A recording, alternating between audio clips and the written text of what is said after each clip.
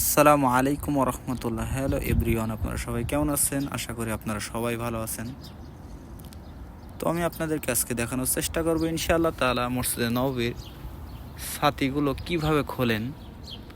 তো দেখতে পাচ্ছেন ছাতাগুলো কিন্তু আস্তে আস্তে খুলে যাচ্ছে। একটি ছাতা আর একটি ছাতার সাথে জড়িয়ে যাচ্ছে না, ধীরে ধীরে খুলছে, সবগুলো একই সাথে খুলছে। দেখতে পাচ্ছেন আপনারা ভিডিওর মাধ্যমে। তো এটি মূলত সকালবেলা যখন সূর্য ওঠার পরই এটি খোলে, ছাতাগুলো খুলে যায়। তো মসজিদে নববীতে অবস্থান করছিলাম সকালবেলাতে। তো আল্লাহ সুবহানাহু ওয়া তাআলা সুযোগ করছেন যে এটি দেখার,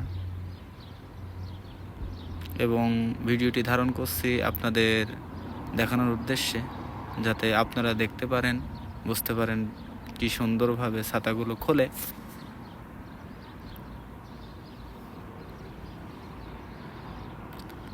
আর দেখতে পাচ্ছেন অধিকাংশ লোকই ভিডিও করছেন, কারণ ছাতা খোলার দৃশ্য সবসময় দেখা যায় না। এটি মূলত সকালবেলায় দেখতে পারবেন আপনি সূর্য ওঠার সাথে সাথে। আর সন্ধ্যার সময় এটি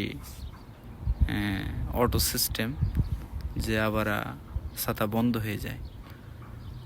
তো সকালবেলা অবস্থান করছিলাম মসজিদে নববীতে, এর জন্য সুযোগ হয়েছে, আল্লাহ সুবহানাহু ওয়া তাআলা সুযোগ করছেন দেখার, এবং আপনাদের দেখাচ্ছি ভিডিওর মাধ্যমে। আর দেখতে পাচ্ছেন ওপর হেলিকপ্টারটি মূলত লাইভ ভিডিও করছেন ওপর থেকে, যেটি মূলত মদিনার থেকে লাইভ ভিডিও দেখানো হচ্ছে হেলিকপ্টার থেকে। তো অধিকাংশ লোক দেখতে পাচ্ছেন ছাতার ভিডিও করছে, কারণ এটি আপনি যখন তখন ইচ্ছা করলেই দেখতে পারবেন না, এটি নির্দিষ্ট টাইমে খোলে। তো আলহামদুলিল্লাহ সেই টাইমে অবস্থান করছিলাম।